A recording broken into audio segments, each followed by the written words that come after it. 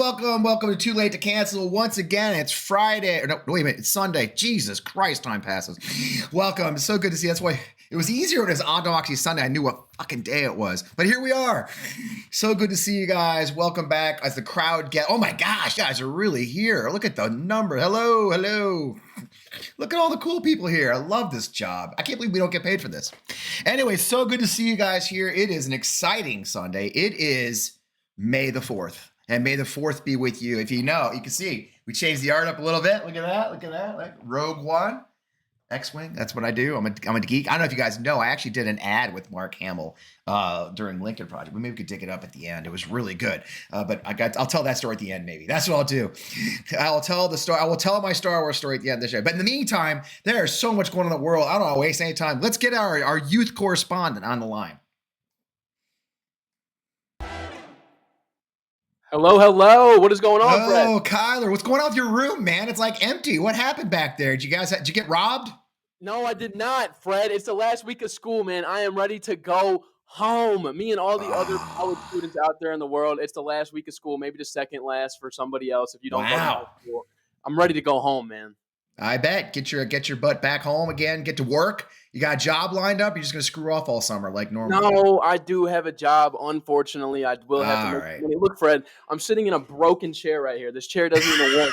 I need to afford a chair. I need to work this summer. So unfortunately, that's classy. We'll try to get you some money. We'll send you some. Maybe our fans will kick like a GoFundMe. Kyler's chair. You know, Kyler, you've got a great Star Wars name. I mean, Kyler Messenger. It sounds like a bounty hunter, man. I mean, I don't know if your dad was a fan. Your parents were Star Wars fans or not. I don't know. Yeah, my dad 100% got me into Star Wars growing up. I think that I like him. Even though Kylo Ren came after I was born, right? Kylo Ren is one of those newer characters in the Star Wars. So I feel like I kind of resemble him. If that was my Star Wars character, I would be Kylo Ren. Fred, who would your Star Wars character be? Oh, God, that's a great question. I hadn't thought about that. Obviously, I'm a big Luke Skywalker fan, of course, but I'm kind of thinking of Mandalorian of some kind, just wandering around, just cruising. I mean, it'd be very cool. Plus, badass armor. Although I would take my helmet off because I get very claustrophobic. Hey, have you seen something that the thing I love about Star Wars, Kyler, maybe you'll appreciate it too, is the art. Like, JJ, we got some of my favorite like Star Wars art, don't we? Oh, well, look at this. I mean, isn't that badass? It's like, these people get the Empire propaganda of how an evil empire should look when you're like, look at the next one. I mean, this is so cool. I mean, it's right out of like Soviet Union or Hitler, Germany, right, Kyler? I mean, you studied history. Like political cartoons that I was getting taught in U.S. history back in the 7th grade, right? They were teaching us about political cartoons. I feel like that's what I'm looking at again with this Star Wars art. I know. Look, it's like they're really getting. Like, look at them leading into this. I mean, that's really. Wait a minute, that's a real one. That's actually from the real DoD. Oh my God, that's real. Go back. That is real, Kyler. That is the United States Department of Defense. That is the DoD's official DoD response. What do you think of that? Look, Dogecoin. Come on, the youth love the Doge thing, right? I mean, yeah, honestly, they do. Fred, personally, I don't, but the youth does love the Dogecoin, and you can tell this is made with AI. I think it's pretty solid. Honestly, there's been a lot of AI use recently in, especially schools, Fred. As a college student, this AI use is immense. It is going crazy right now, and it's honestly kind of shocking to see that outside of the education world, the AI use is also going up. I mean, the Department of Defense is using it for a political cartoon. But it looks like. I mean, look at the next one though. This is the one we were laughing about earlier. That's the actual president of the United fucking States posted that. Like what? Like what? This is something that me and my friends are making in the back of class while we're not paying attention what the professor talks to. We're on ChatGPT 4.0 and we're making the funniest images we can ever make up. There's no way the president of the United States posted this. I cannot believe that I woke up one morning on Twitter or X and I was like, yo, what? Yeah, that shit's real. That shit's real, man. You can't make this up. That is what's happening in our argument right now. It's funny. A friend of mine's a professor, and there was a chat going on social media today talking about how they've actually stopped giving like essays for you guys to do at home because so many students are using AI. So now all of their essays are in class written essays, so that the students can't use AI. So it has really infested your world, hasn't it? I'll tell you what, Fred. Thank God I don't have that professor. But anyway, it is crazy the AI world, Fred. I'm sure. I know you went to Harvard, and I know that was way back when. So I don't even want to. We got it in. Well done, Kyler. Well, You're welcome. Every week. Hey, look, Fred, I don't know what it was Got like it in early, back then. Kyler. Thanks, man. I You're appreciate welcome. that. I got you. Garrett, go on. You were saying. Well, first off, you said that you went to Harvard. I skipped the first grade, so now you have to throw that in. So. Wow, you are an overachiever. You're one of those. That does actually make a lot of sense. Yeah. Anyway, Fred, look, I don't know how it was back, 30 years ago. Sound effects. All of our finals are online. I'm in finals week here. You see all my stuff out of my dorm room. I don't have anywhere to go. I don't have to go to classes. All my finals are online. Oh my goodness, that's great. That's nice. You gotta love that. It's nice. And then you go home. So I mean, I tell you. So what else is going on in the world, man? I understand some very big issues you guys have been wrestling with nature and fighting. Is that true? Yeah, Fred, look, there's a ton going on in the world. We talked about AI. We talked about today being May the 4th. But the youth is buzzing recently, Fred. The youth is always buzzing on social media. As you know, the highest social media rate is Gen Z, my generation. But everybody's talking about who would win in a fight, 100 humans versus one gorilla. This is probably the biggest debate since LeBron versus Michael Jordan. This debate has been sparking controversy everywhere. Fred, have you seen the debate? I have not. I'm kind of glad I haven't, to be honest with you. It's one of those things that some things go over with me in my head. So I guess there's one way to avoid it. What is the crux of the argument, my friend? Dude, there are so many variables. It depends. Are we talking 100 average sized humans? Or are we talking 100 Donald Trumps versus a gorilla? Because it really depends. You're right. If we got 100 Donald Trumps, big burly men, we'll say strong men, can they take this gorilla down? I don't think so. With tears in their eyes, right? I mean, I think the gorilla's winning 10 out of 10 times. I think so too, as a matter of fact. And it kind of does remind me of this last piece of propaganda that JJ was holding for us. JJ, show us that last art. I think this is the most accurate use of AI I've seen in recent times, right, JJ? So it's a little subtle. It's a little subtle, don't you think, Kyler? Yeah, I mean, so what's next? When do you ship out, my friend? Will we be able to hunt you down next week, or we have to look for you somewhere else next week? Next week, I will not be in this room, Fred. You will no longer see me in this room. Okay. I will be back home in St. Louis. Okay. So St. Louis City, welcome me back home, man. There you go. And it's Mother's Day next week, you guys. It is. So we got to talk about that right now. Kyler, do you have any? I don't think your mom's watching. I hope she's not watching. But do you have any big plans for Mother's Day? Because if you don't, young man, we're going to talk. So what are the plans for Mother's Day? My mom's definitely watching. Shout out, Mom, and shout out all mothers on Mother's Day. Yeah, I'm not sure exactly what we're doing yet. We definitely got to get outside, though. Maybe go to a park. Maybe see some birds. I don't know. I've never gone bird watching. I'm not. All right.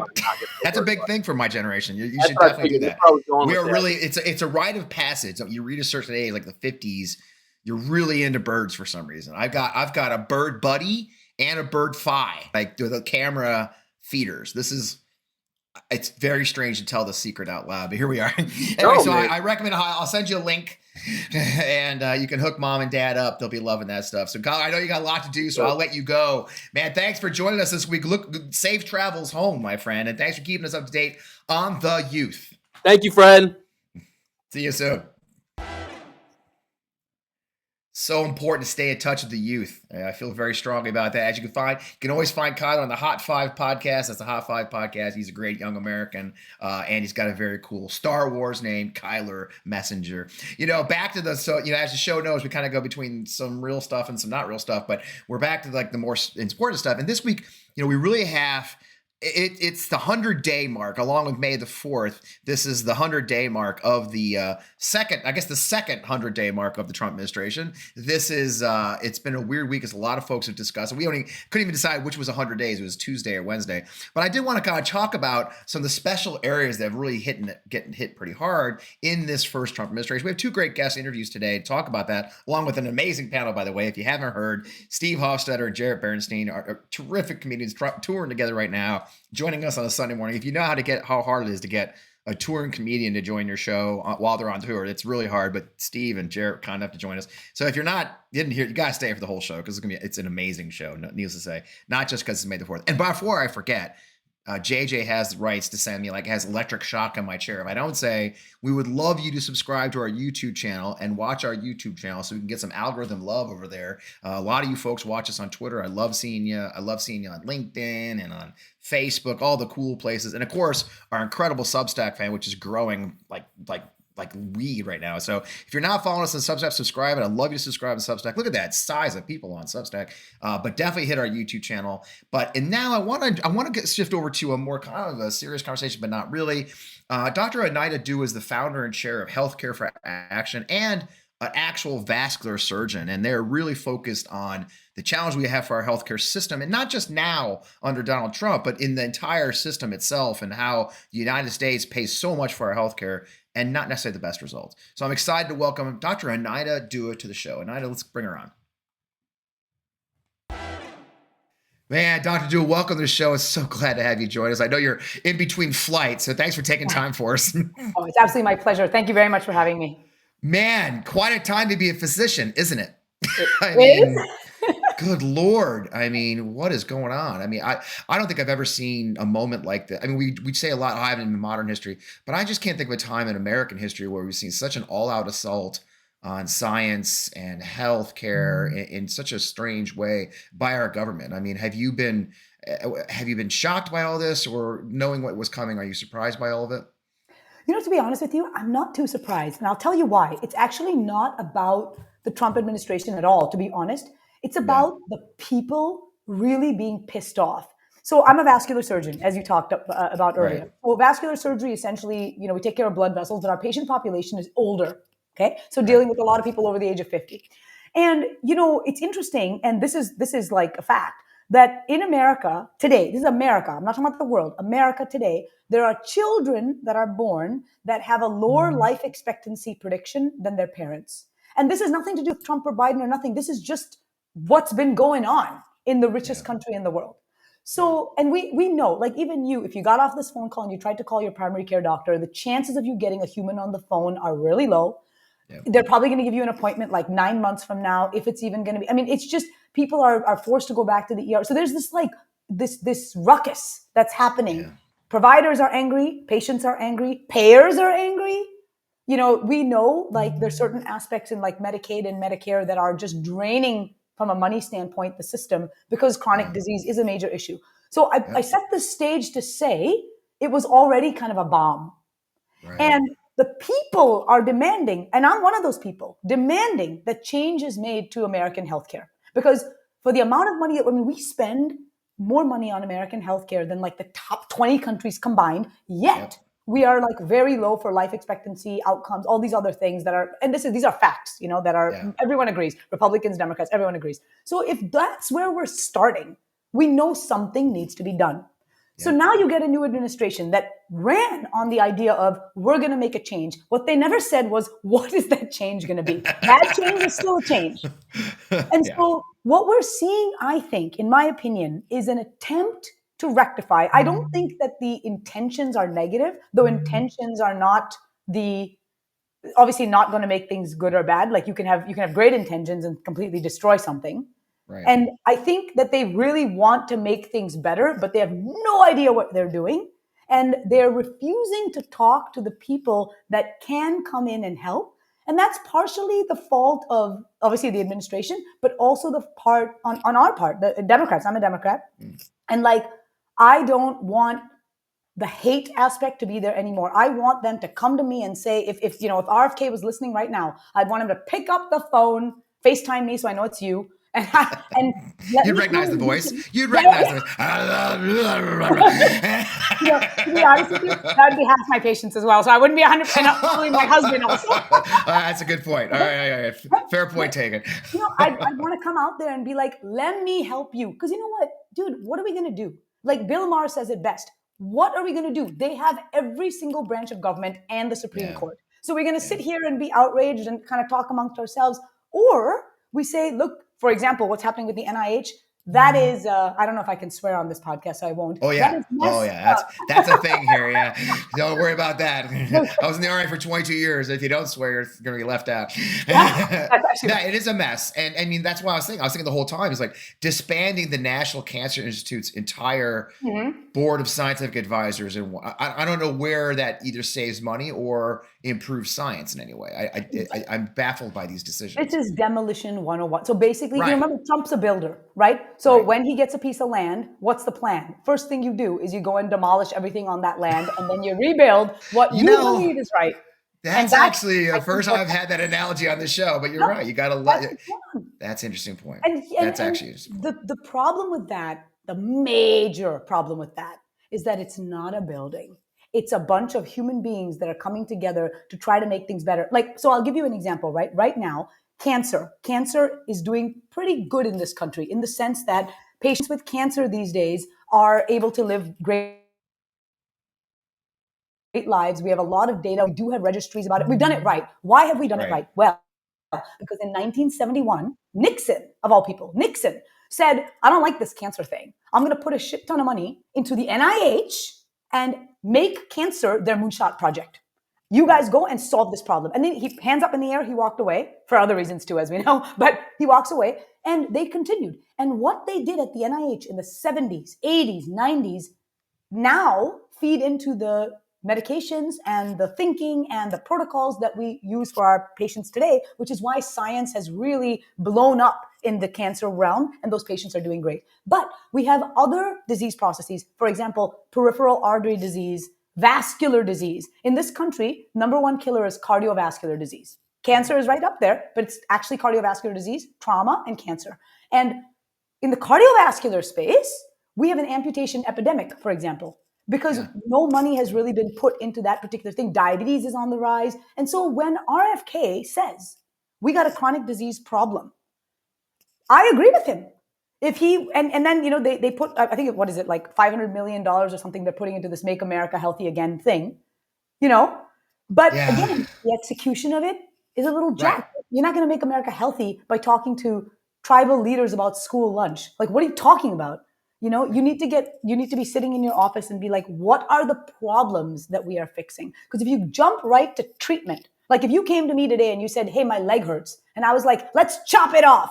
Well, you know what? It will solve your pain because I would have chopped your leg off, but I would have done no diagnostics on you, and maybe you just had a hangnail, you know? So and once I chop your leg off, I can't put it back on again. And so that's the big message to these guys.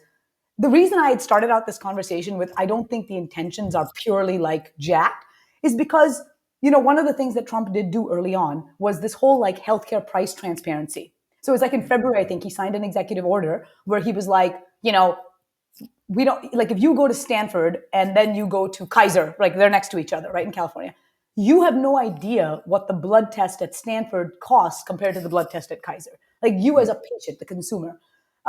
Nobody really knows. It's like blanketed and layered. I was going to say, not a clue. So these guys were like, we need to do this price transparency because in the long run, it will save millions of dollars. And there's truth to that if, again, executed correctly. You know, he expanded, he said he was expanding IVF accessibility. No plan, but like in theory would like to do it. So those are like good things. But then you look at the NIH cuts, 50% cuts on the budget, which is psycho because the budget for the NIH, for example, has not changed since Obama's time. But everything costs more. Reagents cost more, space costs more, rent costs more. But we've not changed the budget. And so what that means is we were already working at a very low, you know, rate because we don't have enough money. Now, if you cut the budget 50% more, you really have to loot stuff, which is important. And the greatest way that you know that that's a place that you need to be investing is look at China. China is investing millions and millions of dollars in their research. And there's a reason for that. And that's because that's where the new war is. We're not going to go on a battlefield and shoot each other, right? It's going to be in economics. It's going to be in science, right? And it's going to be in technology. And if we kill the science arm, we immediately lose the battle because if you don't have a healthy population, you can't do any of the other things. So I think at this point, like, you know, something with the NIH, for example, I'll give you an example. If he wanted to fix it and he had talked to us, the NIH researchers, I have an NIH grant, you know, I would have said, hey, you know what you need to do? Don't leave the money. What you need to do is you need to make an effort to get young investigators more involved in the process of deciphering which grants should be funded.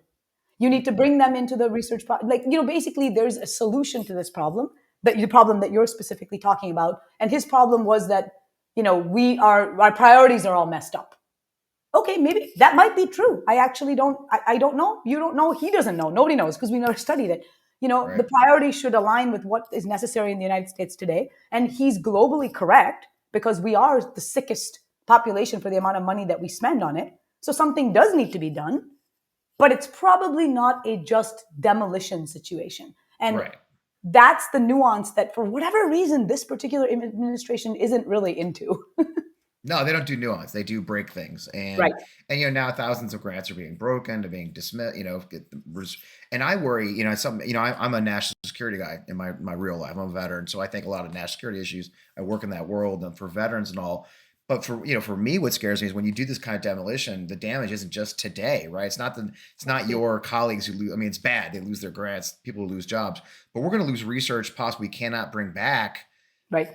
For decades, right? I mean, these these snap decisions in 100 days, we're going to pay a price for many, many years, aren't we? Exactly right. I mean, not only in the scientific space, but also in the medical space. Absolutely. Right. Because the effects that are going to be had on the population today. I mean, I just gave you that Nixon example. I mean, like I said, that was 1971. Right. The benefits are today in 2025. 50 years ago. Yeah. So exactly. And actually that's on average, like, the the mRNA vaccine situation, all that stuff. The science for that was actually done by a lady 40 years ago. And it played into what happened of course, everybody knows that. Like, I mean, Louis Pasteur, who figured out, hey, don't drink that milk straight up. That guy, that's from like. And now we're ignoring him too. Good point. Or like germ theory. I mean, and the kind of the harshness against elite scientists, the educated. Right. That's a pretty common playbook move for some of the negative stuff that's happened historically, as we know, because usually those are the people that want nuance. But again, I'll come back and also say though that I take blame. Like, I think on the Democrat side, we have to take some blame for making a little mistake, which was allowing politics, which is our fault, allowing politics to creep into a space that has zero political connection, and that is science. Like. It doesn't matter what you feel socially about something. I'll give you an example, like a ridiculous example, but I'm just going to give you an example. Like pedophilia, okay? Pedophilia is bad. Is it possible that there is some scientific issue where a person is born a particular way and the brain behaves, and there is something that can be done, to fix it? Yes, of course it's possible. But do we accept that this is a bad thing? Yes, we do. And we just have to come down socially that it is a bad thing. But if there was science where we could like make a medicine, again, this is a completely abstract, ridiculous example, but let's say there was a medicine that could be made where we could give it to people and they would be cured of this affliction. Yeah. Right? That's something that should happen. Right? Versus what's the alternative? Are you going to give everyone the death penalty? You can't even find people like that. Right? So we're waiting for these outcomes that'll never be. So, I mean, I use that as a ridiculous example, but actually that is what is happening again and again in our world. We're allowing our social feelings and about what we believe is right to creep into our scientific thinking. And that is a problem. Not on either side, on the Republican side, and that you can't let religion creep in. You can't let your social feelings creep in. It needs to just be, what is the science? And in order for that to happen, the scientists and the medical community need to be left alone. We're not part of this argument. Leave us alone. Give us the funding to study what needs to be studied. And as the government, yes, you absolutely can direct us. You can say, hey, we've done the research. And guess what? In this day and age today, actually, gun-related deaths are the number one cause of pediatric death in this country. It's taken over from cancer. No. Good. So the government says that to me as the scientist. I say, okay, I'm going to go and study this disease process and come back to you with a list of things that need to be done. And then you go and execute it as the government. That's how the relationship is supposed to work. Husband and wife, back and forth, communication. Right now, what's happened is the sides aren't talking to each other. The government is perceiving the scientists as leftist psychos. Yeah. And the scientist world are perceiving the government as right-wing nuts, and we're all going to lose under this sort of thinking. So what needs to happen, the solution is we on the science side need to say, hey, open your doors to us. Let us come in. Let's sit down. You want to make America healthy again? Dude, put my name down. I'm happy to help you. I'll right at the top. okay, in italics and bold. But then let me guide you based on my understanding of the science Actual science. as to what needs to be done and what it will take to do it. And then you tell me why it's bad or good, and we go back and forth, and then we go to Congress and we ask them for the money, and then we go to the Senate, and then we get it done, and we all die, but our future generations, 100 years from now, benefit from what we did today. That's the solution. And so before I let you go, let's talk about that. You got Healthcare for Action is a PAC. You stepped out of your vascular surgeon job to do a PAC. God bless you for that, because I've done PACs. And that's one of your goals, right? Your goal is to elect healthcare workers, right? To get the voice of healthcare professionals into Congress. And you've had some success. You had I think you had 4 wins last cycle. Yes. I imagine you're gearing up for this cycle. Is that how you see it going? Is look, we've got to get more scientists, we've got to get more healthcare professionals to take that step and go into politics, don't they? Exactly. And it's not just any healthcare professional. I mean, we've all had good doctors and bad doctors. Everyone knows that. All specialties are positive and negative. So it's not just like, oh, you're a doctor, you're great. Not at all. Actually, what the idea was, let's say, God forbid, but let's say that you're in the ICU tomorrow, okay? And I walk in there as your surgeon, and I'm having a conversation with the infectious disease guy. And the infectious disease guy has very different political ideology to me, and also has very different treatment plans. Let's say he wants to keep you on antibiotics. I want to take you for surgery. And we're fighting about it. Well, guess what? We don't stand over your body as you die and yell at each other until you code on the table. We say, crap, we couldn't figure it out. What we actually do is we walk outside of the room and I say, I know, away from your family. And so we're just going to talk and we have a conversation. And I say, look, give me 60%. Give me 60%. Let me take him for surgery in a day. You give him antibiotics for today. And you give him 3 doses. And then by tomorrow, we'll be in this position. We go back and forth until we figure it out. And then we walk into your room and we do the best thing for you, regardless of what we want to do. And so that sort of thinking is how we were all bred and how we're all raised to believe. So I can very much, like, let's say, you and I are in Congress together and you have very staunch views on LGBT, Q rights. And you're like, no, I think it should be eliminated. And I'm like, no, I'm for it. But we're talking about building a road in Arkansas. Well, guess what? I can have that conversation with you. And I can have it intelligently, and we can move ahead of it. And even if you have a differing view than me, we can sit down, we can eat together, and maybe I can change your mind. That's the way it should be done, right? And I learn from you, you learn from me. That's the whole idea of getting healthcare workers in office, because we have that capacity, and we want to get those types of people, because otherwise, this is the situation we're going to remain in for the next 30 years. We have to make a change. Yep. And so I think, some of the stuff that they want to do, I think in intentions, I'm cool with. I would love for them to reach out to people like us who are ready to sit down and say, let us help you be successful. Because, if they can show childhood obesity rates dropped, 50% in the next 10 years, no one is going to be happier than me. And that's going to reduce costs. That's going to reduce deaths. That's going to make people happier. It's going to make our country healthier. And those children that may otherwise be, dead of diabetes when they turn 50 may live to 100 and discover the cure for AIDS. That's the sort of society I want to live in.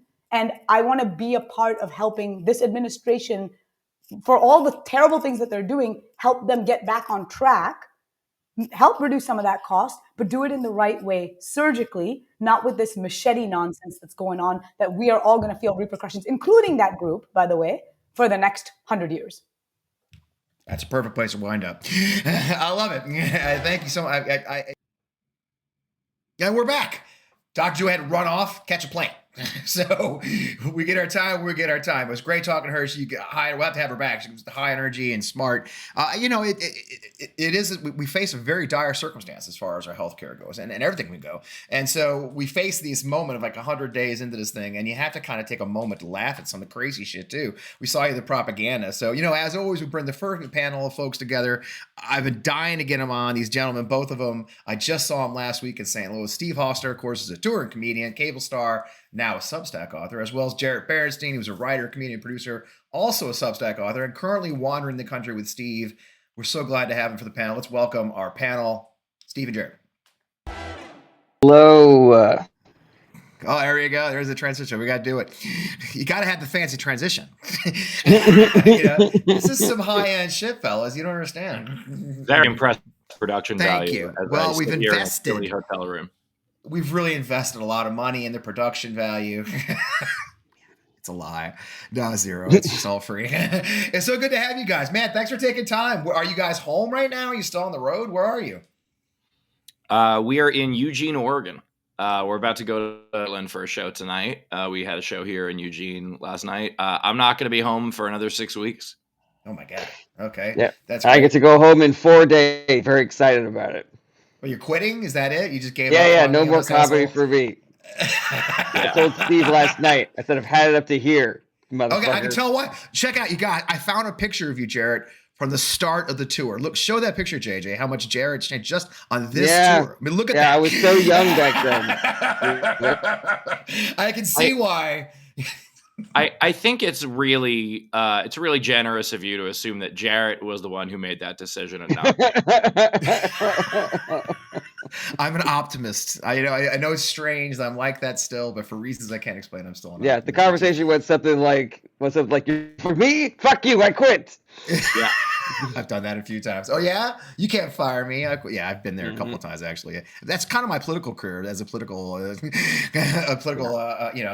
candidate, campaign helper. That's how it goes with those lives. Well, you guys have had a lot of exciting times going on. You just had an emergency at one of your shows, didn't you, Steve? I was reading your, you did a whole post about like somebody like almost died in the middle of your set. That's got to be hard to deal with.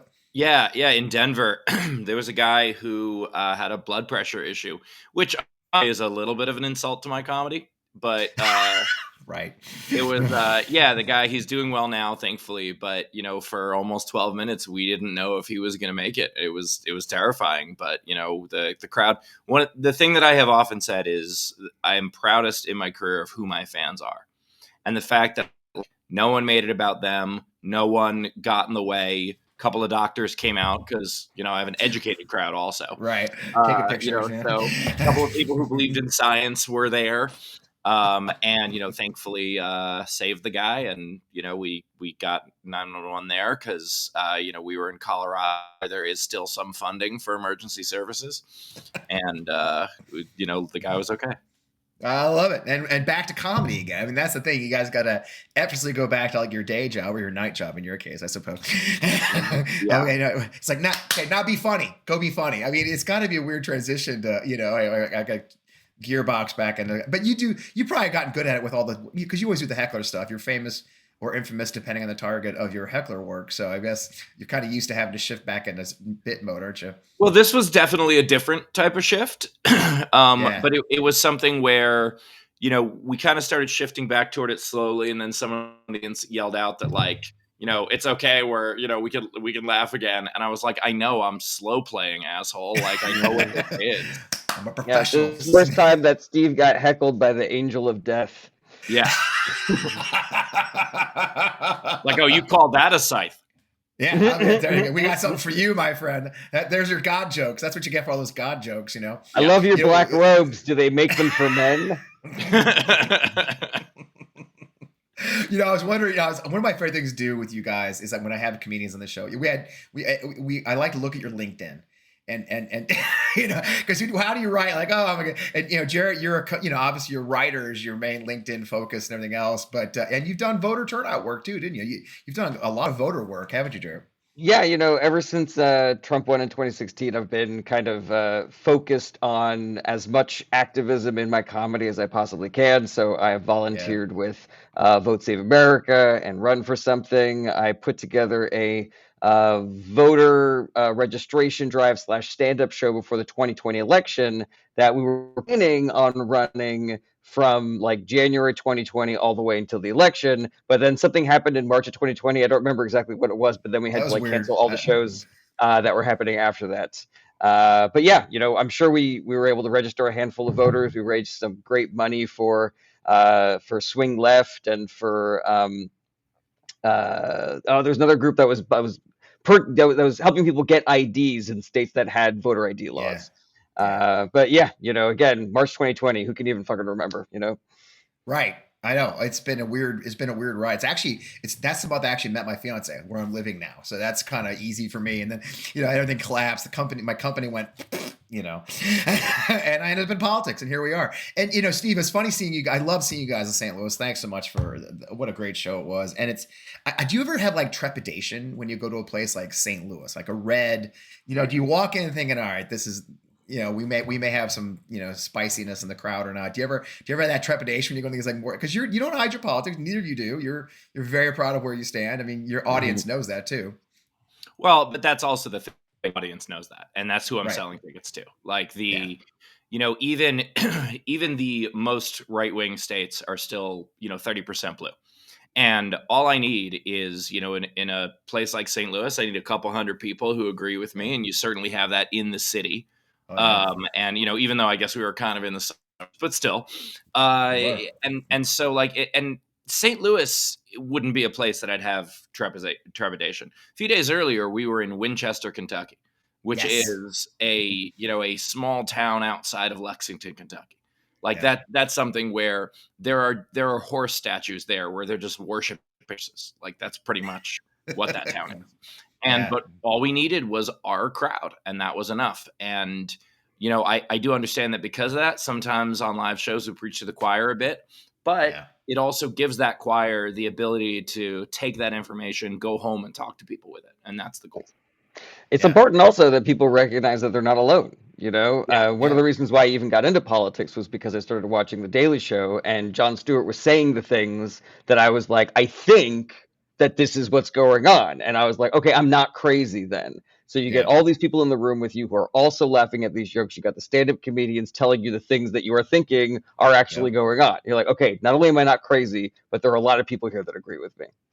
Yeah, and we delivered funny. That's why even this show. I mean, this show started off. My vision originally was a very serious Sunday show, right? Okay, here we're gonna do a Substack / YouTube Sunday show to take on the networks.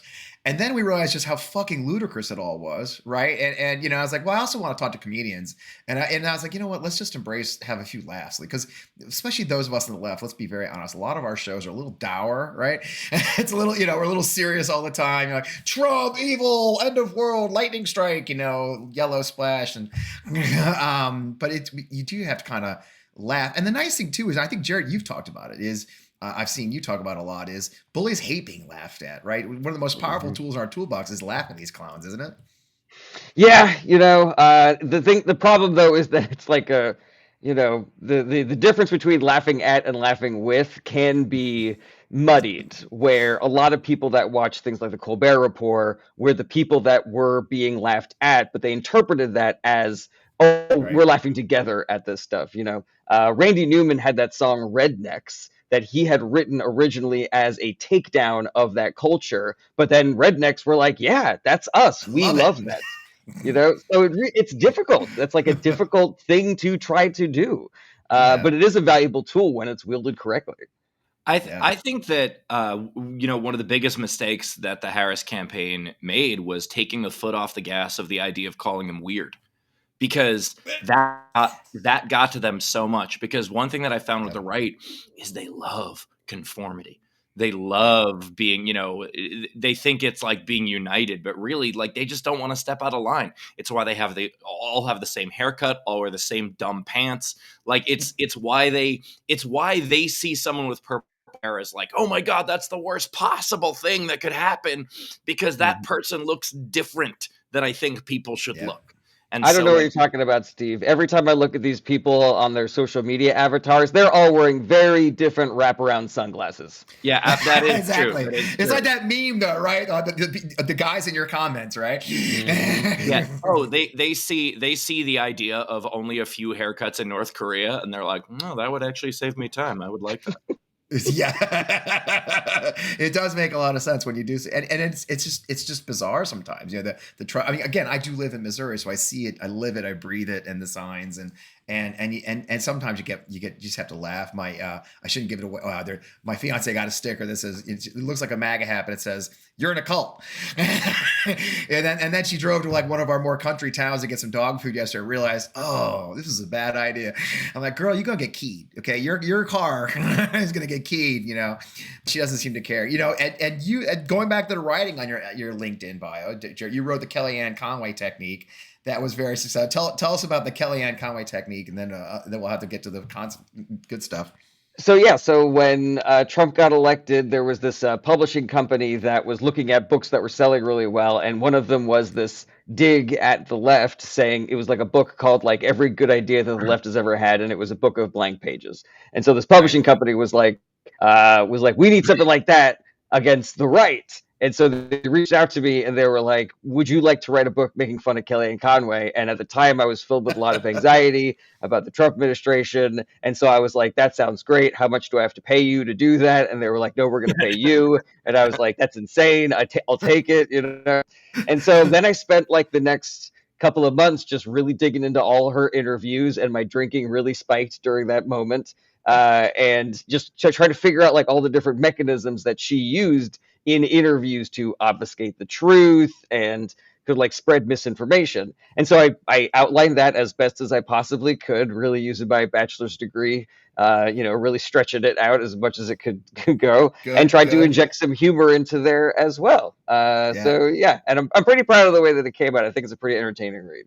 Yeah, by the time it was done, by the time it was done, Jarret was just laying on the floor drunk with a manuscript and just a bunch of just the wall. It just kept saying all work and no truth make Jarret a dull boy. It was a whole thing. I told my editor, I was like, here's the book. Now kill me. I'm done.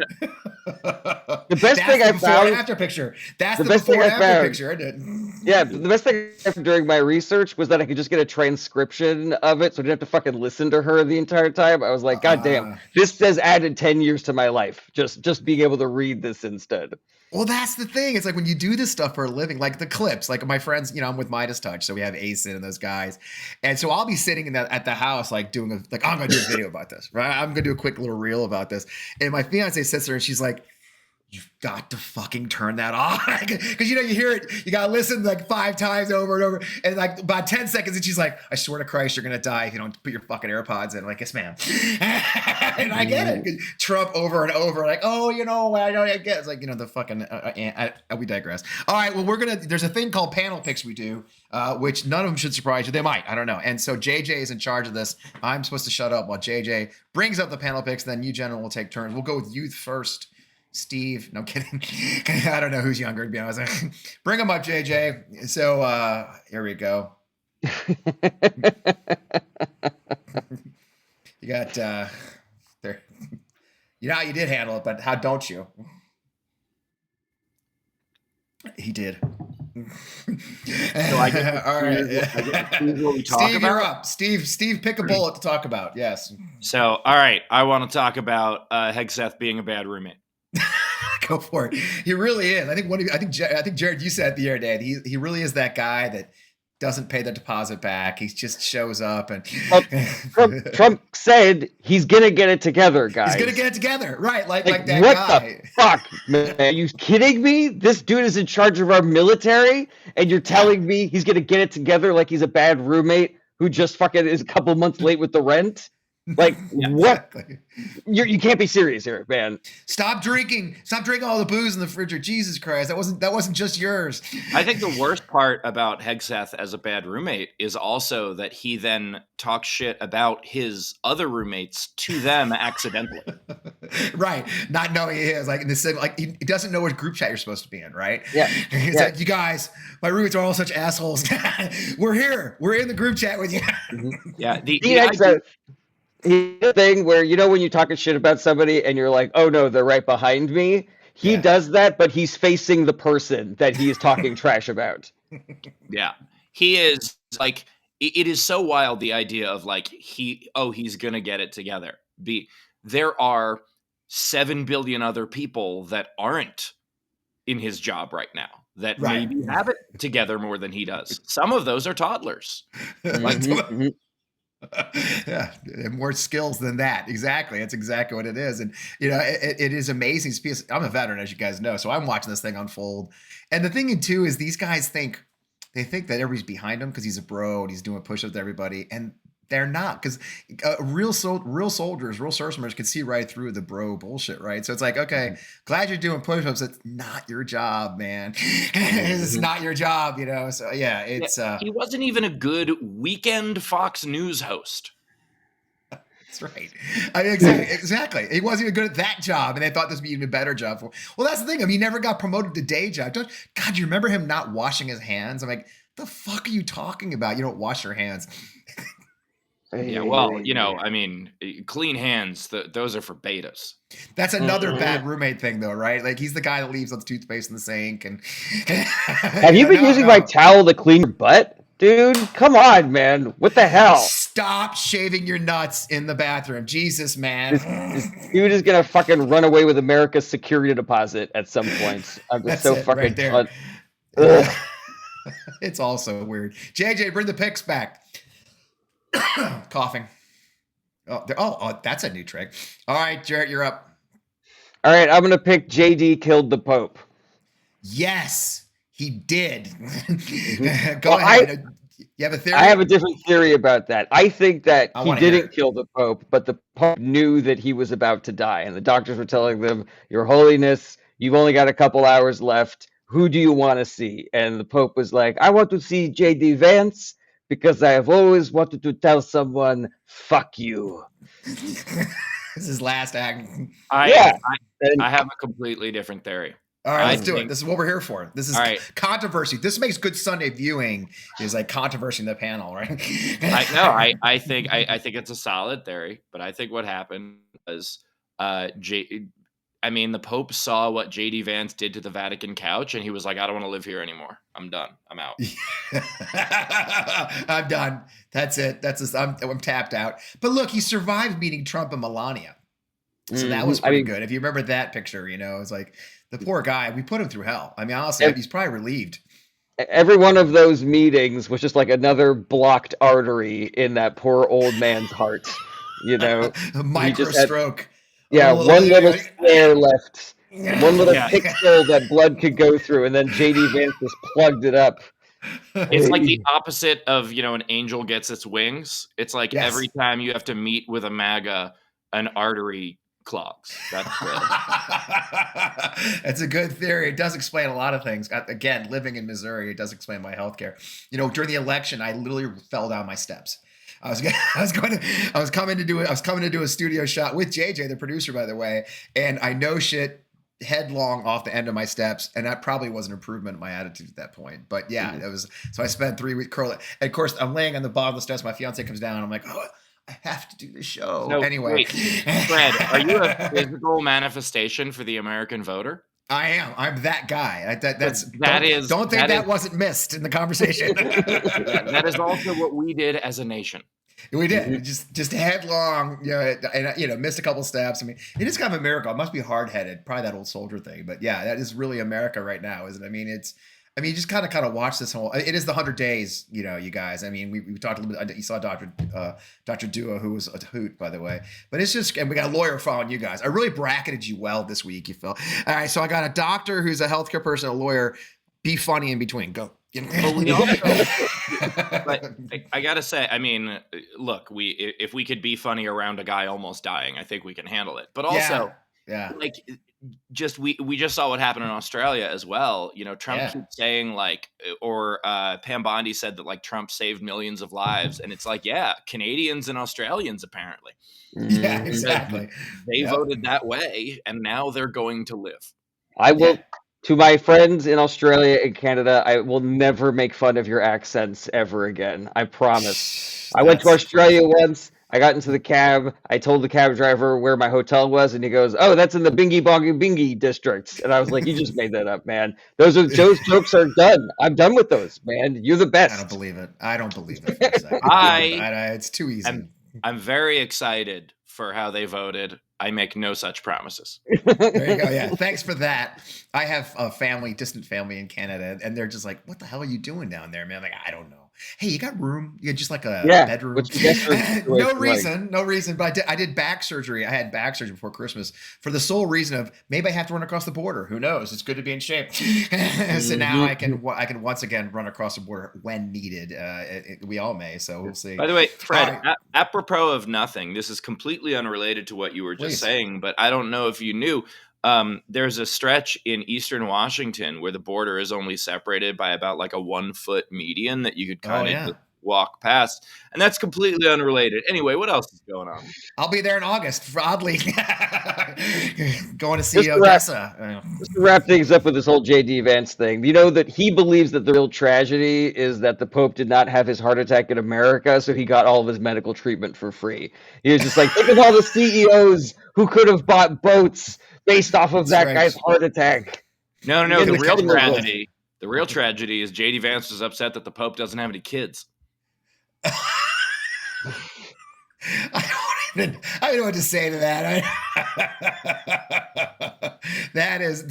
That's the slippery slope that gets us taken off of YouTube right there. That's how I end up off of YouTube right there. Bring the pics back, JJ, before we get blocked. Oh, here we go. All right. Well, we know how you handled an emergency. I'm picking one. Okay. How Jarret, how would you not have handled it better? I mean, in an emergency, how not to handle emergency? This is a tough one, Jarret. You gotta figure this one out. Are we talking about general emergencies, or are we just talking about the specific emergency that we had at the show in Let's Denver? go general. Let's expand your reach. Maybe your democracy's collapsing. I don't know. Pick an emergency. Okay, I gotta say number one is just blame. You know, like that is just the absolute worst way to handle an emergency. You know, like say, you know, you got a kid standing in the middle of the streets, you got a car barreling towards that kid. Everybody's like, "Oh my God, that kid's about to get hit by that car," and you just stand there saying, "You know whose fault this is? It's the government. The government needs. If we didn't have stoplights, then the car would have passed already, and you know the kid would be completely safe right now." You sound like a libertarian. Actually, that's actually libertarian reasoning right there. Actually, exactly. The free market would have saved that kid. Steve, you handled the last emergency. How would you handle emergency? Any kind of different one, or differently? Wrong. Well, I think I want to talk about that specific emergency. I think the wrong way to handle it would have immediately been looking at that guy who was completely unconscious and immobile and just tell him to pick himself up by his bootstraps. I think it's it. It's ask for his insurance.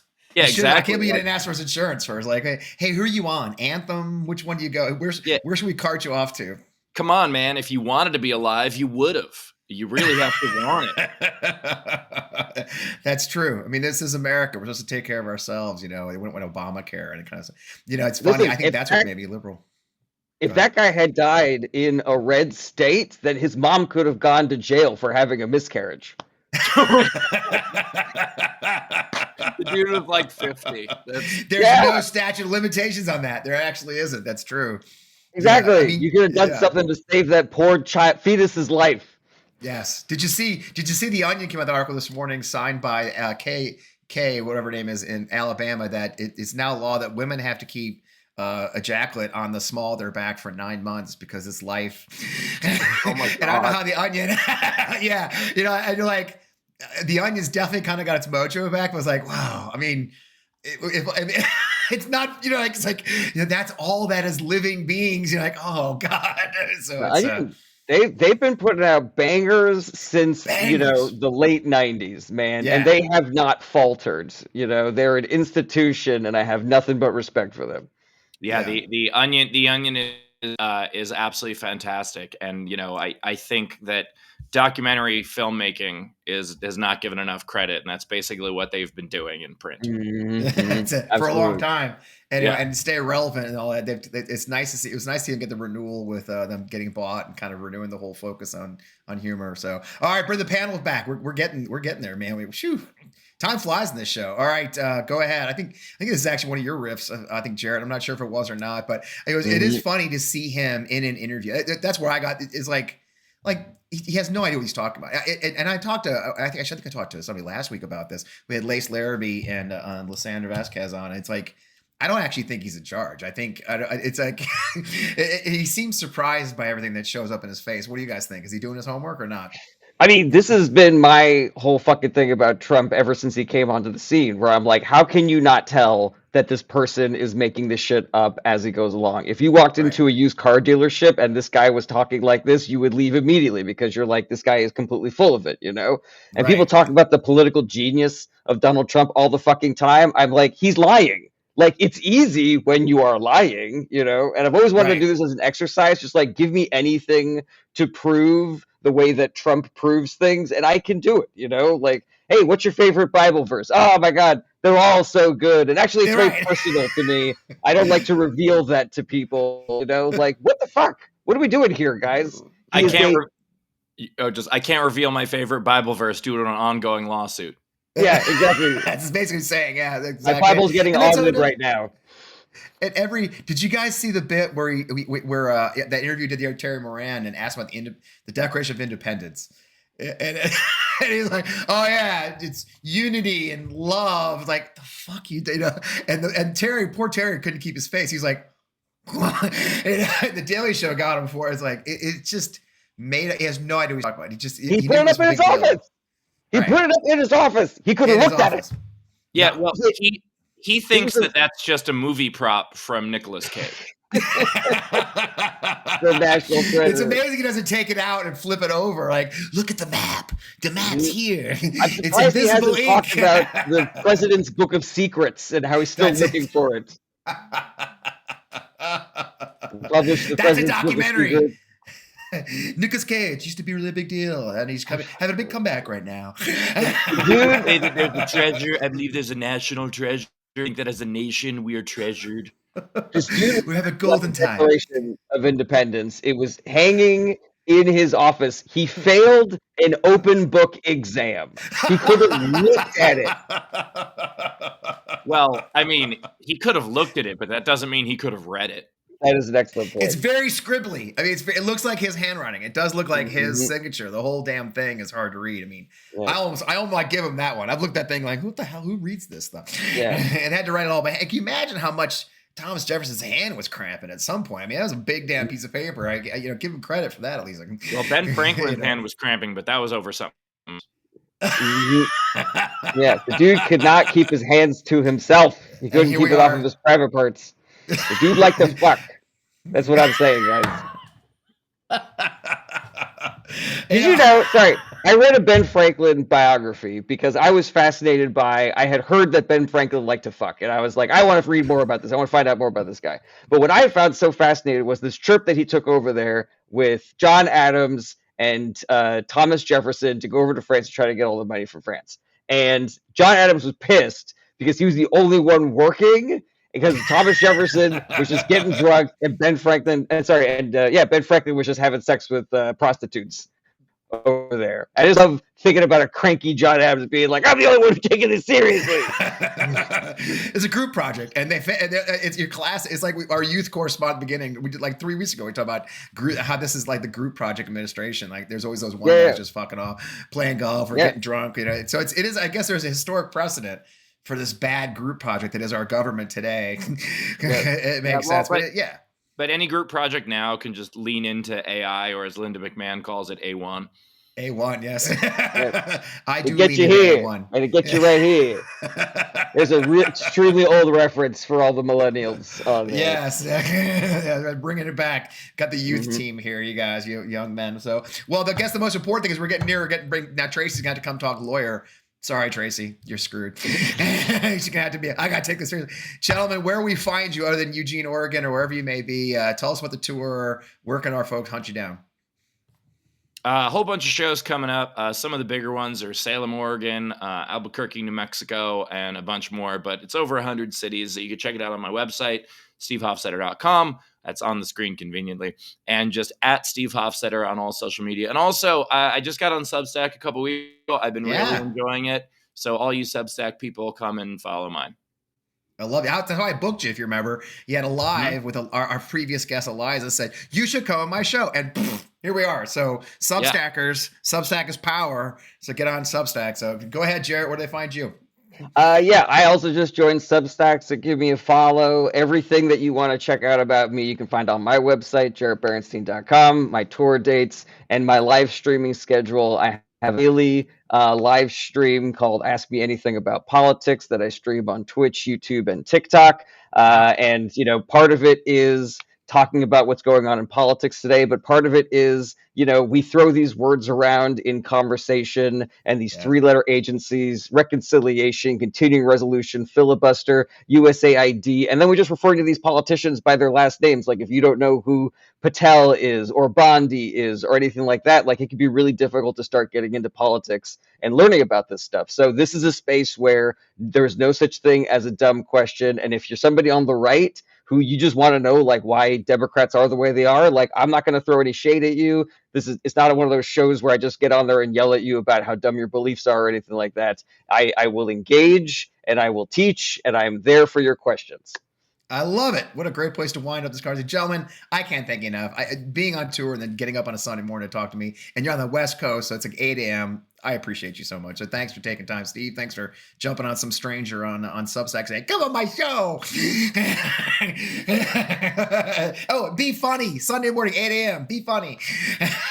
Well, thanks for having me on. My dog's been here the whole time. He said, oh, the star of the show, whom we've met on the I can't Which believe you didn't is show. This is a dog-friendly show. I can't believe you didn't do that. It's really awkward because Daubert's a centrist, and so he doesn't care for all of these progressive jokes that we're making. Yes. He named Robert, but Daubert is the star of the show. So go see him, you guys. I saw him just last week in St. Louis. It was hilarious. We were giggling the whole way home. We appreciate you. Thanks for taking time. Honestly, kidding aside. Thanks. Keep doing what you're doing. We're back in the fight.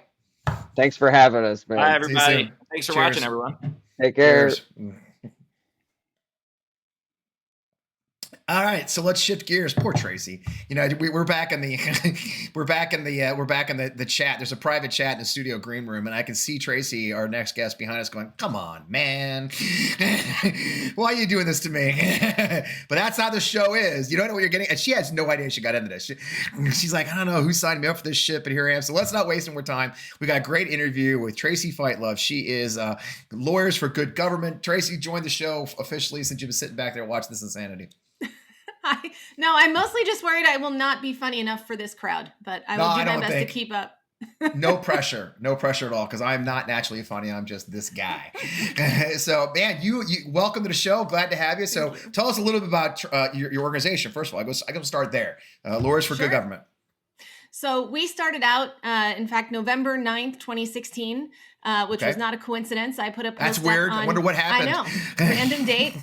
Put a post up on Facebook, literally just said, hey, any other lawyers in my network who are really concerned about this and might want to talk? And I thought, 10, 15 lawyers who I knew, maybe I went to law school with, we're going to have a conversation. Instead, 125,000 lawyers, that's about 10% of all lawyers in the country, joined this Facebook group that I ended up creating.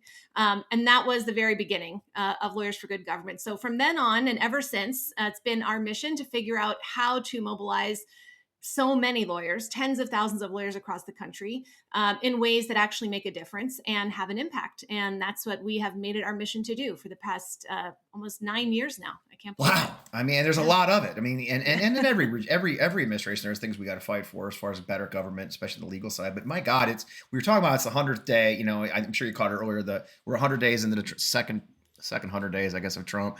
I've been asked a lot of guests. I think we asked Dr. Dua the same thing. Is there anything that really surprised you in this first 100 days? I mean, I'm sure you studied Project 2025. You've heard Russell Vaught. We knew there was going to be fights with the judicial system, but is there anything that's actually just kind of like, oh shit, I did not see that coming? Absolutely. The direct and individual attacks on specific law firms was something that I didn't predict. I don't think any of us predicted that. Yeah. The relentless attacks on judges, on universities, the extent to which it has so quickly become this authoritarian model of go after any of the institutions that might have any power whatsoever to challenge the actions of this administration. That's been truly shocking for a lot of us. Yeah, and it's unbelievable. And I suppose the next piece of that is shock that someone gave in the way they did, right? I mean, to see Perkins Coie and others, I mean, they got wrecked. And we finally won a case on this case this week, right, with judges. And he kind of raged on the Trump administration for what they're doing to these lawyers, didn't he? I mean, does it shock you as an attorney, a professional in this world, to see some of your peers just say, we'll do, $45 million or pro bono? I mean, some of the agreements are shocking to me. It's like, it's insanity, isn't it?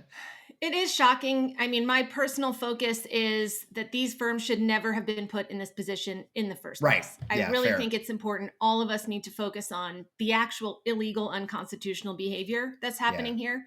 But yeah, I mean, it was really reassuring to see Judge Howell's decision, coming out, not just saying that this executive order cannot stand, but also expressing, I think, what so many of us in the legal profession felt, which is that this is completely insane. I mean, it's out of the realm. The judge actually says in the beginning of the decision, we've never seen anything like this. I think it says something like, we've never seen an administration issue these types of executive actions, executive orders against individual law firms. It is so blatantly unconstitutional and illegal that it was shocking to all of us, and then reassuring to see this decision come out so quickly, and putting a stop to it. The first order that permanently closed the books on this executive order against Perkins Coie. So that was very reassuring. Yeah, and I said they can walk away. I mean, it is like an all-out. I mean, I think we knew coming in that part of the effort this time around is recognition that the courts and judicial system are the key impediments to his malign plans, right? I mean, I think we knew that from the beginning. They knew that this time. They came in with a plan. How do you think the fight is going? I mean, these two branches, we have two major branches of the government fighting.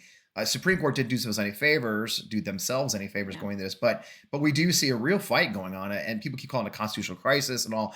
I feel like it is, especially. I mean, what do you think? I mean, how is the fight between these two branches of government going so in your eyes? I wish the third branch would jump in. Yeah, well, there's that, right? And it's funny I didn't mention some that. Of their Right? power. Article 1. Weird how they love the Constitution. Can't seem to read it. Kind of like Donald Trump's Declaration of Independence. He hasn't really read it. That's right. No, there's no reading of anything by most people in this administration. At least not the ones who speak out the most vocally and the most often.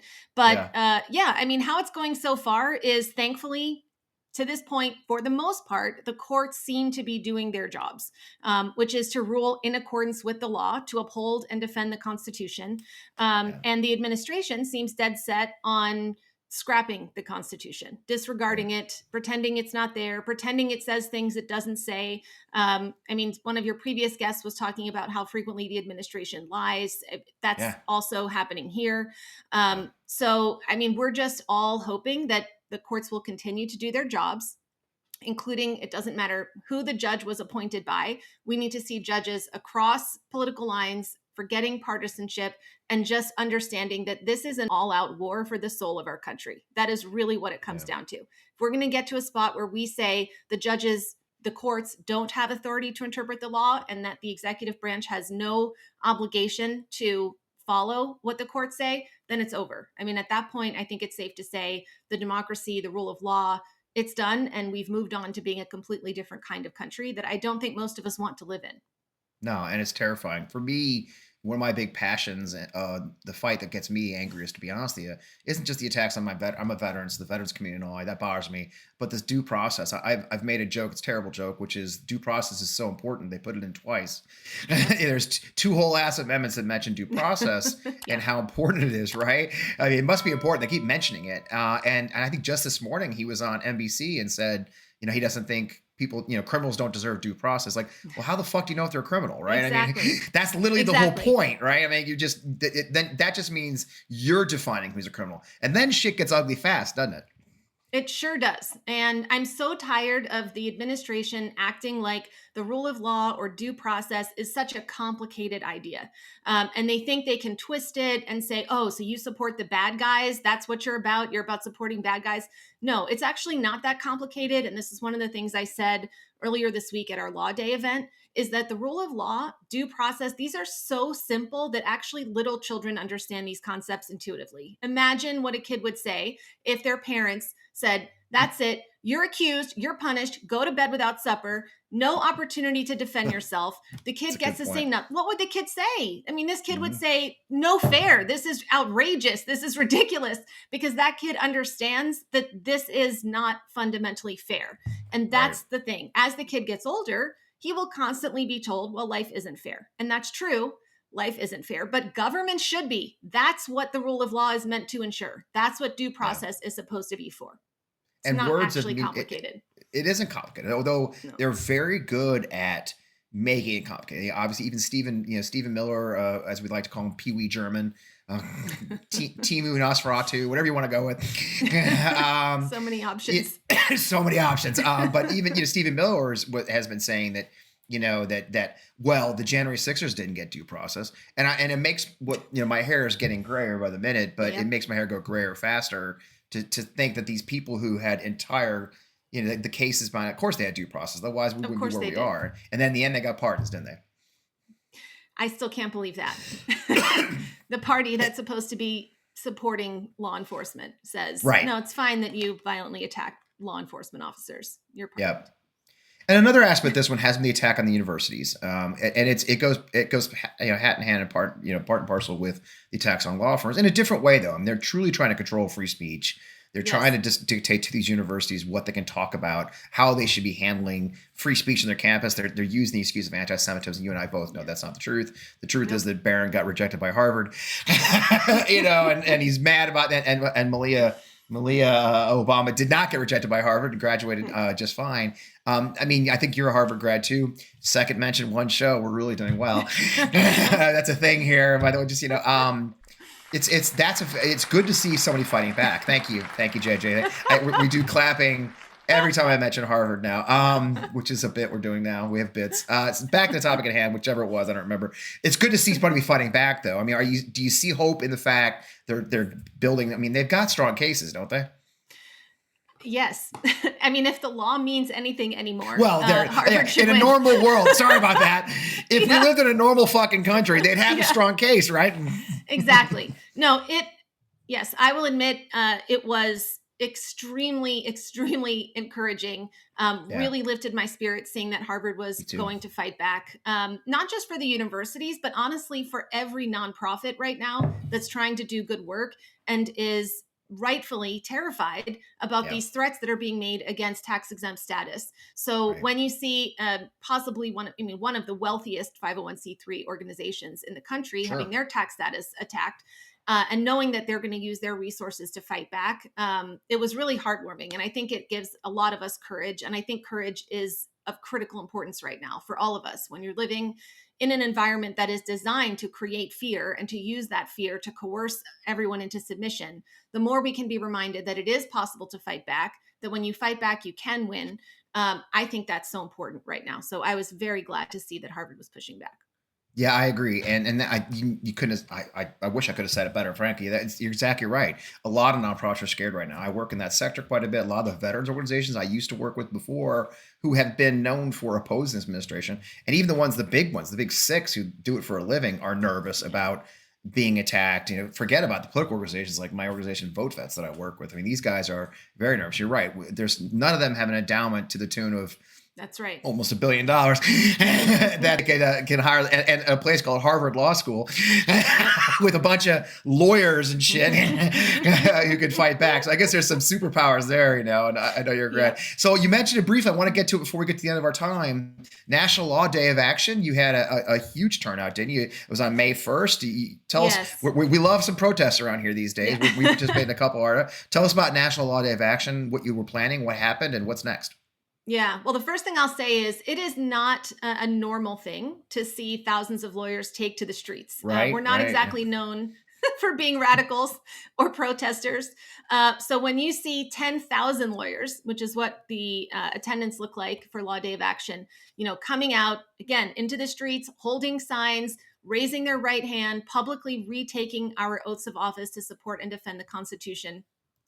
Something has gone horribly wrong if the lawyers have resorted to protesting in the streets. Right. But that's where we are, because so many of us saw, again, it's not just about policy or politics. It's about the entire fundamental premise of our country, which is that we are a nation of laws, not of men, meaning everyone is meant to follow the law. The Supreme Court ultimately has the authority to say what that law is. The other branches are required to follow.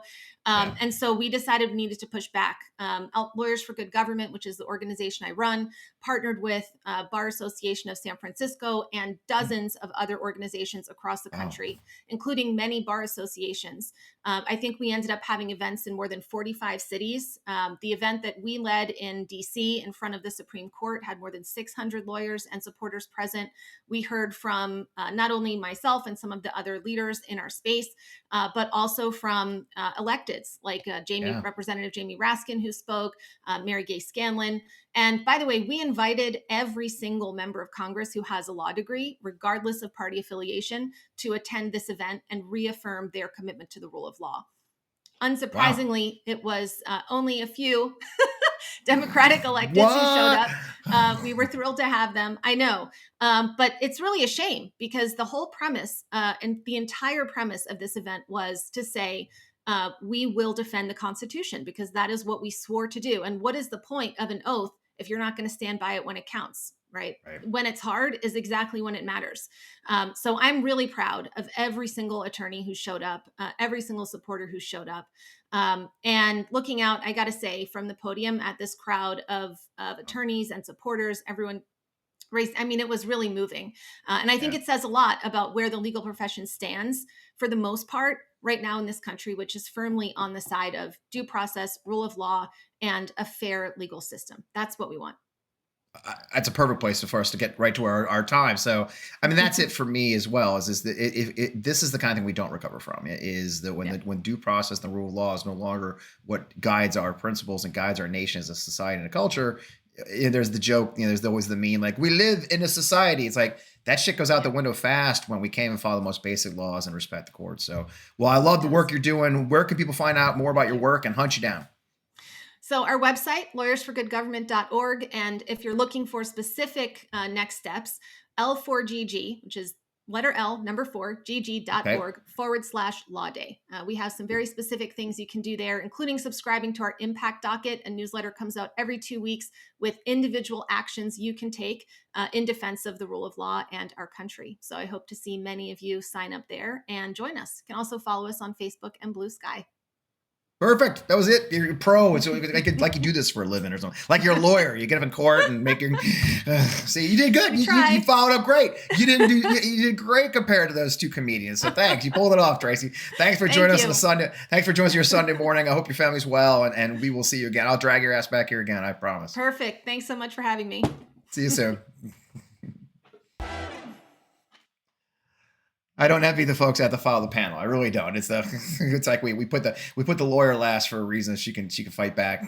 Worked out pretty well. What a great concept. Again, you hear it, folks. It matters to stand up. It matters to stand up for the rule of law. It matters for us to get in the fight. If lawyers who are have been accused of being hidebound in their lives, we all know that. If the lawyers are stepping up, then we need to be stepping up too. And there's so many opportunities.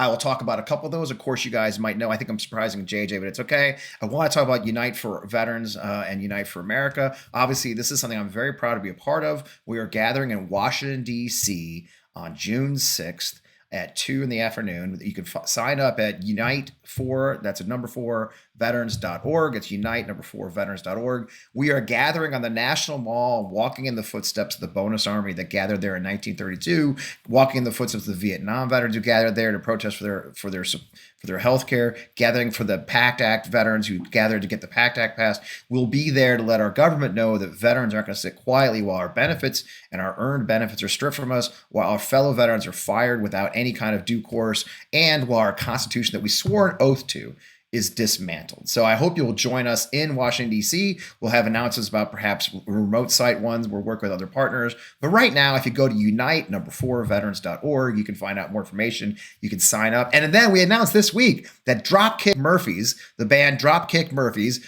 Celtic punk band out of Boston, you guys know them because they've been beaten up by MAGAs and their audience is giving them a hard time and being very passionate about our democracy. Dropkick Murphys has agreed to come and they're going to perform for us on the National Mall for free. So be there with us and Dropkick Murphys. Clearly it's gonna be a high energy day because we've got cool people coming. But I did want to get back to May the 4th. And I gotta tell stories because this is my one Star Wars story. If you've followed me for years, you've heard it before. I apologize. I've written on my Substack, fpwellman.substack.com. I've written about it there on Substack, if you could tell about it. But the truth is my big Star Wars thing was I was working at the Lincoln Project 5 years ago, right about coming up on 5 years in October, as a matter of fact. We were in Park City, Utah, and just days before the election, I got the idea that I was bored. I wanted to do something. So I got permission from the leadership to say, hey, can I do an ad about absentee votes?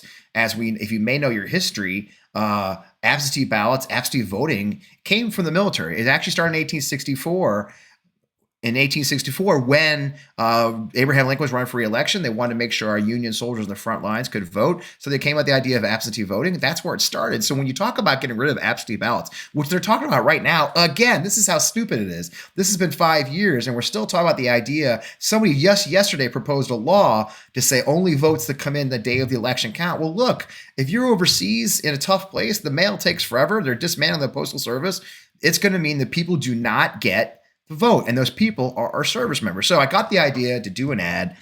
Mind you, I've never done a lot of ads, but if you work with Rick Wilson's technique for everything is to throw you in the deep end and see if you drown. So I got the idea. So let's get hold of a celebrity. And my son, who was working with me at the time, we went through all the celebrity veterans we could think of. And finally he said, hey, you should call Mark Hamill. He follows you on Twitter. I'm like, yeah, but Mark says no DMs. Like, you're not supposed to DM Mark. He's very private. So I'm like, all right, can't do that. Well, I wrote him. This is what I do. I wrote him. I sent an email to his agent. 10:30 at night, my son's pounding on my door. He says, he's in, Mark Hamill's in. And believe it or not, Mark Hamill and his lovely wife, Mary Lou, agreed to do an ad the weekend before the election with me. And then I had the task of writing an ad for Mark Hamill.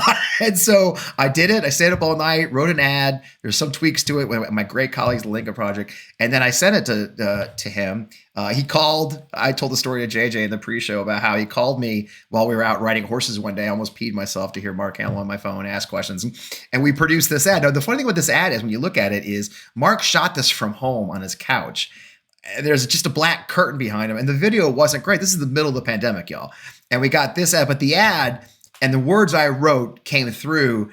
And honestly, there's something cool about when you get an email at about 11 o'clock at night. I was Halloween of all things. And I click on the link and it's the full audio of Mark reading the ad. And you hear your words coming out of Luke Skywalker's mouth. It was pretty cool. I think we could show the ad. I think you got the ad teed up. This is an ad I produced. I actually wrote it and produced it 5 years ago with Mark Hamill for May the 4th. Let's show the ad. The signing of the Declaration of Independence. Okay, no worries.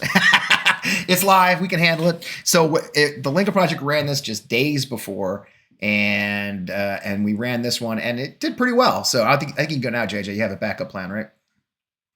Go, JJ. I'll get out of your way.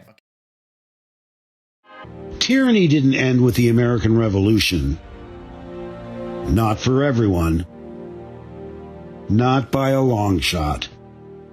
Nearly 100 years of elected leadership failed to right that wrong, and Americans went to war with ourselves to fix it. Never before had the truth been so clear. Elections have consequences. It was for this reason that Union soldiers who lived and died by those consequences were able to vote despite being far from home. This was how absentee voting began. Sent from the bloody battlefields across the nation. Now, more than 150 years later, tyranny is looking for a new foothold. President Trump has called for the election to be decided on, and only on, those ballots that arrive by November 3rd. If he gets his way, many who cast absentee ballots will not have their vote counted. This will deny thousands of troops serving overseas of their most sacred right, stripping the men and women in our military of the very freedoms they've served and sacrificed to defend. It cannot be allowed to happen. Donald Trump doesn't get to decide the future of America's leadership. The American people do. Make every vote count. And count every vote. The Lincoln Project is responsible for the content of this advertising.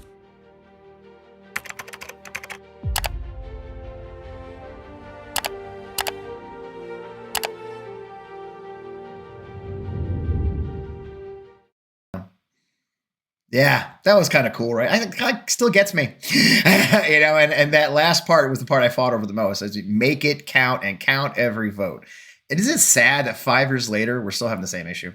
That here we are 5 years later having the same conversation about what's right and what's wrong and counting every vote and why it matters. And I was just so proud to work with that. I bring it every May 4th. You guys have to suffer through it every May 4th when we do this. We'll have to get Mark on the show. I'll beg and plead and get him on the show. It was, It was really, really fun. So I really appreciate it. That's my brush with greatness. I've done a couple of things with Mark since. You guys, I actually hosted a town hall with him for a friend. I mean, he is an amazing and great American. And it is Star Wars Day, May 4th. I'll go back to my regular art. Maybe this is my stuff that's hidden down here in my studio. I really am proud to be with you guys. We're still back in the fight. We're still here fighting for the same issues. It's so good to see all of you. This is the big pitch. We go at the end here. We'd love to have, this is our biggest audience yet, I think. Congratulations, everybody. I think this is our largest audience yet. Yeah, both on Substack and on every other channel. That's amazing. I would love for you to go over and like this and watch us on YouTube, especially to help juice up that algorithm a little bit and watch the show there. Obviously, I'd love to have you join our Substack. The Substack is growing fast, one of the fastest growing Substacks in the country right now. Talking about politics, talking about get a couple of laughs in there too. That's fpwellman.substack.com. There's a number of us watching here. You can catch all the shows, all the videos. We do it all on Substack. I'd love to see you there as well. And the most important thing, we're here, Too Late to Cancel, every Sunday morning at 11 a.m. Eastern, 8 a.m. Pacific, with more laughs, more great folks that you may or may not have heard of before. In the end, hopefully you learned something. You spent some great time with us. I really appreciate it. Thank you for the compliments in the ad. I was real proud of that work. Some of my best work I've done in years. And with that note, okay, and JJ is working on the Discord, okay? So you guys know. I did see one other question, JJ, before we go too. I saw one of you wonderful folks mention you haven't been seeing on Midas Touch. I am still on Midas Touch every Friday at 11 p.m. Eastern, 8 p.m. Pacific. You can see On Democracy with FP Wellman, our original OG podcast. That show is actually exclusive to Midas now since we decided to kind of do this and that. So if you tune in, you can still catch the original. This week was a fantastic show. I had a guy named Ahmed Baba. Ahmed's a brilliant man. We had a great discussion about Trump's 100 days. So if you haven't caught it yet, definitely catch On Democracy FP Wellman every Friday night at 11 p.m. Eastern, right on the Midas Touch Network, the fastest growing pro-democracy network in the world, 4.8 million subscribers, and me doing a show on there is about a dozen of us contributors. So I am still on Midas Touch. I just mostly do a lot of my work now on Substack and here on the On Democracy channel. But of course, I'm a proud part of the Midas Mighty, and you can always find my shows there every Friday at 11. And now they're all there. They're all categories. If you go under podcasts on Midas Touch channel, On Democracy is right there. Click, you'll see 2 years, you guys, 2 years of shows. We've had over 200 interviews. I mean, it's incredible. So proud to be with you guys here. Thank you to JJ, the producer. Thanks to Katie, the producer, who came from a party yesterday, and she's still here rocking Sunday morning. It's amazing. We are very, very fortunate to have such an amazing team, but more fortunate to have all of you right here as part of our family. Thank you for being part of the Too Late to Cancel family. Thank you so many of you. Every Friday, we'll be here every Sunday. I did it again, TJ. Every Sunday, I did it again. Holy shit balls. JJ is yelling in my ear. Every Sunday, 11 a.m. Mark your damn calendar, people. Mark your calendar. Be here. We'll see you. Get going. Have a great Mother's Day next week. We'll be here for that. Make sure you take care of mom while you watch us or before you watch us. Either way, we'll be here watching, hanging out with you. In the meantime, hey guys, keep up the fight. We'll see you here again next week.